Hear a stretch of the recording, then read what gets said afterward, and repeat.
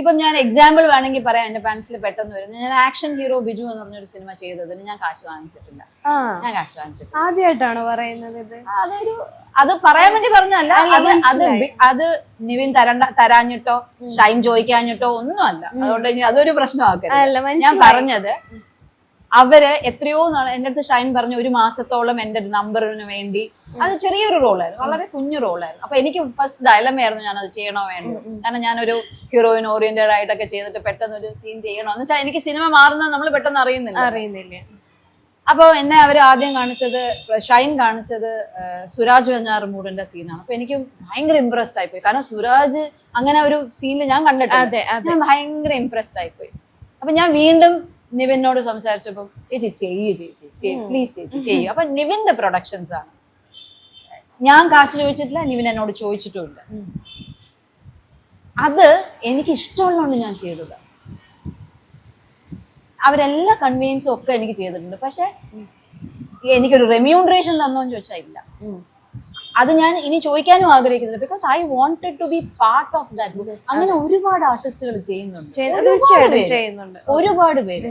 ഇപ്പം നമ്മള് ബാക്കിയുള്ള ഒരു മിഡ് റേഞ്ച് ഓഫ് ആക്ടേഴ്സിനെ എടുക്കാം, അല്ലെങ്കിൽ ജൂനിയർ. ഇപ്പൊ കുറെ പേര് ജൂനിയർ ആർട്ടിസ്റ്റ് റെഗുലർ ബേസിസിൽ ചെയ്യുന്നവരുണ്ട്.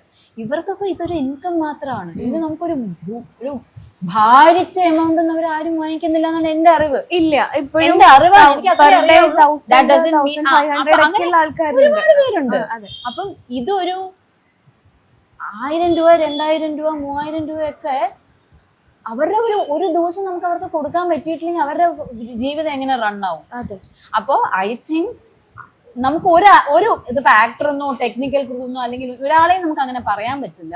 അത് അവരവര് നിശ്ചയിക്കേണ്ട കാര്യമാണ്. ഞാൻ നിശ്ചയിച്ചു എനിക്കിത് വേണ്ട, I won't to be part of it. പക്ഷെ അതെനിക്ക് എല്ലാ സിനിമയിലും ചെയ്യാൻ പറ്റുമോ? ഇല്ല. Because that is my profession also. എല്ലാ സിനിമയിലും നമുക്ക് ഫ്രീ ആയിട്ട് അഭിനയിച്ചു കൊടുക്കാൻ പറ്റില്ല. അപ്പോ അത് ഡിസൈഡ് ചെയ്യാനുള്ള പവർ അതാത് ആൾക്കാർക്ക് കൊടുക്കുകയാണ് വേണ്ടതെന്നാണ്. പക്ഷെ വേറെ നമുക്ക് പറയാം, ഞങ്ങൾ ഇത്രയും വലിയ ബഡ്ജറ്റഡ് ആയിട്ടുള്ള ഒരു സ്ഥലമാണ്. അതെനിക്ക് തോന്നുന്നത് മലയാളത്തിലെ, I don't know about other industry, പക്ഷെ മലയാളത്തിലെ ആക്ടേഴ്സ് ഐ ഡോണ്ട് തിങ്ക് ഒരാൾ പോലും ഇത് ഡിമാൻഡ് ചെയ്ത് ഇത് മുഴുവൻ തന്നാലേ ഞാൻ ചെയ്യൂന്നും ഇല്ല. എനിക്ക് അറിഞ്ഞൂടെ. ലാലേട്ടനുമായിട്ട് കോണ്ടാക്ട് ഉണ്ടോ, സംസാരിക്കാറുണ്ടോ? ഡെയിലി ഒന്നുമില്ല, വൺസ് ഇൻ എ വൈൽ എന്തെങ്കിലുമൊക്കെ. അദ്ദേഹത്തിന്റെ അച്ചീവ്മെന്റ്സിന്, എന്റെ അച്ഛൻ മരിച്ചിരുന്ന സമയത്തൊക്കെ അദ്ദേഹം വിളിക്കുകയും സംസാരിക്കുകയും ഒക്കെ ചെയ്തിരുന്നു. എന്റെ ചെറിയ ചെറിയ കാര്യങ്ങളും അല്ലെങ്കിൽ ഇപ്പൊ അമ്മയുടെ അവാർഡ്, അങ്ങനെ പല സന്ദർഭങ്ങളിലും അങ്ങോട്ടും ഇങ്ങോട്ടും മെസ്സേജസും വിളിക്കാറും ഒക്കെ ഉണ്ട്. അപ്പോഴും ചേട്ടച്ചാന്ന് വിളിക്കും. He is also happy about it. അതൊരു ആ സിനിമ പോലെ തന്നെ പവിത്രമായിട്ടുള്ള ഒരു ബന്ധമായിട്ട് ഞാൻ എപ്പോഴും ഒരു ട്രഷറായിട്ട് കൂടെ കൊണ്ടു നടക്കുന്നത്. ഓക്കെ ചേച്ചി, സിനിമയിൽ നിന്നും മനഃപൂർവ്വം മാറി നിൽക്കുന്ന അല്ലാന്ന് എനിക്കറിയാം. എങ്കിലും ഒരു മനഃപൂർവ്വമായിട്ടുള്ള ഒരു ബ്രേക്ക് എവിടെയോ ഉണ്ടോ? സീരിയൽസിനെ സംബന്ധിച്ചിട്ടാണെങ്കിൽ ഉണ്ട്. കാരണം എനിക്ക് ഭയങ്കരമായിട്ട് ഞാൻ റിപ്പീറ്റഡ് ആയിട്ട്, ബിക്കോസ് ഞാന് ഈ അഭിനയം ആസ് സച്ച് കാണുന്നത് ഒരു എൻ്റെ ഏറ്റവും ഇഷ്ടപ്പെട്ട ഒരു മേഖലയായിട്ടാണ്. അവിടെ ചില സമയത്ത് നമുക്ക് എല്ലാം ഇഷ്ടപ്പെട്ടൊന്നും ചെയ്യാൻ പറ്റില്ല. ചിലപ്പോൾ നമുക്ക് ഇത് ഓക്കെ അങ്ങനെ പോവാം, അങ്ങനെയും കുറേ പോകും. അപ്പൊ കുറെ കാലം ഞാൻ ഈ സീരിയലില് കുറേ നല്ല കഥാപാത്രങ്ങൾ ചെയ്ത് കഴിഞ്ഞു. പിന്നെ അതെല്ലാം റിപ്പീറ്റഡ് ആവാൻ തുടങ്ങി. അപ്പൊ എനിക്ക് ബോറടിച്ചു. ഞാൻ എപ്പോഴും നല്ലത് ജനങ്ങൾക്ക് കൊടുക്കണം എന്ന് ആഗ്രഹിക്കുന്ന ഒരു ആക്ട്രസ് ആണ്.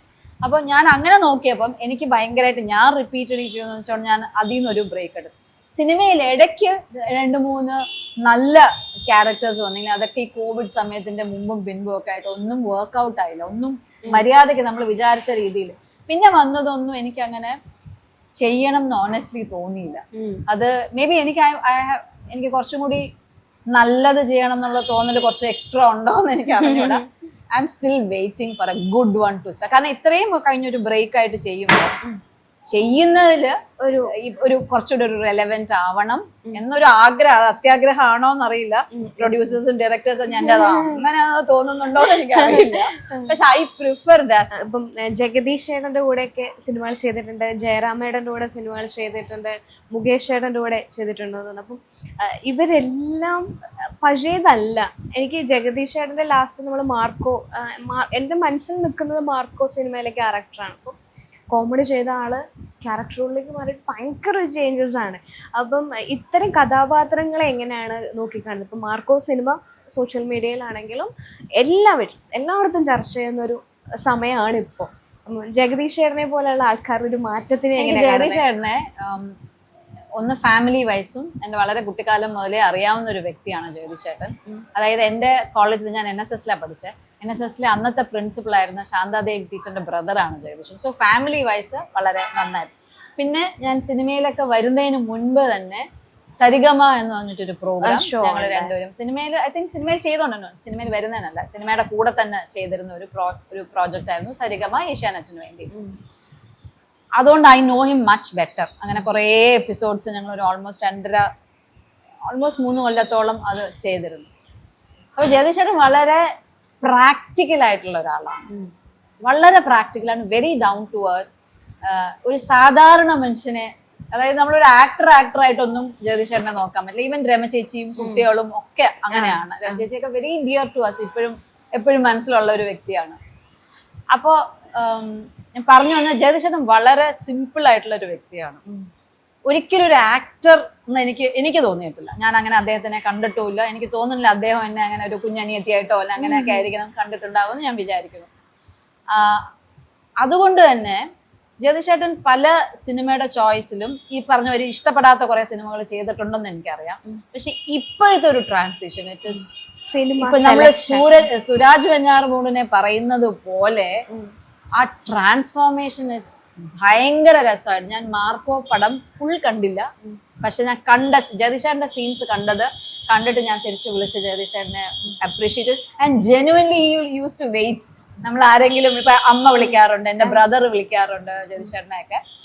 അപ്പോൾ ഈ നമുക്ക് അങ്ങനത്തെ റോൾസ് വരുന്നതാണ്. ഇപ്പൊ ഞാൻ പറഞ്ഞ പോലെ അങ്ങനത്തെ ഒക്കെ റോൾസ് വരുമ്പോഴാണ് നമുക്ക് ചെയ്യണം, ഇത് ഞാൻ ചെയ്തേ പറ്റൂ. എനിക്ക് ആ ഒരു ഏർജ് നമുക്ക് വേണം. മോള് കൊറേ നേരം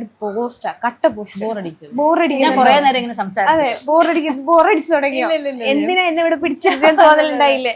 ഓരോ കഥകളൊക്കെ കേൾക്കുന്നതാണ്. ഓക്കെ, അമ്മ ഇനി സിനിമയിലേക്ക് തിരിച്ചു വരുവാണെങ്കിൽ എന്തുതരം ക്യാരക്ടേഴ്സ് ചെയ്യണമെന്നാണ് ആഗ്രഹിക്കുന്നത്? സാധാരണ ഈ ക്വസ്റ്റ്യൻ എന്നോടാണ് ചോദിക്കുന്നത്. മോള് പറയട്ടെ. ചോദിച്ചാൽ മോളുടെ മനസ്സിലൊരു ഇഷ്ടം ഉണ്ടാവുമല്ലോ. I'd say any character that she thinks is fit for her. എനിക്ക് അങ്ങനെ അല്ല, നമ്മളിപ്പോ പറഞ്ഞ മാതിരി ജഗദീഷ് ചേട്ടന്റെ ഒക്കെ കഥ പറഞ്ഞ മാതിരി ഒരു നെഗറ്റീവ് ടച്ച് ഒക്കെ റിയലി ഗുഡ്. അത് വീട്ടിലൊക്കെ കാണിക്കുന്നുണ്ടല്ലോ. ഞാനൊന്നും പറഞ്ഞിട്ടില്ല, സത്യാവസ്ഥയൊക്കെ പറഞ്ഞു. കുറച്ചു നേരം കൂടി ഇരുന്ന് കഴിഞ്ഞാൽ എന്തായിരിക്കും അവസ്ഥ?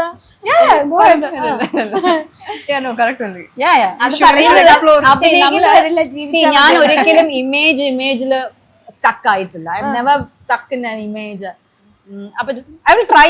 ഇപ്പൊ നല്ല റോൾസ് അങ്ങനത്തെ ഒക്കെ വരുവാണെങ്കിൽ നമ്മള് it helps you. Ultra modern kitchen devices. ഒരു കിച്ചണിൽ വേണ്ട എല്ലാ ലേറ്റസ്റ്റ് ബ്രാൻഡുകളും ഇവിടെയുണ്ട്. ലോകോത്തര ബ്രാൻഡുകൾ, original products, wide range. MyG future. WhatsApp വഴി ഇംഗ്ലീഷ് പഠിക്കാൻ ഇംഗ്ലീഷ് കഫേ ഉള്ളപ്പോൾ ഇംഗ്ലീഷ് ഒരു വിഷയമേ അല്ല.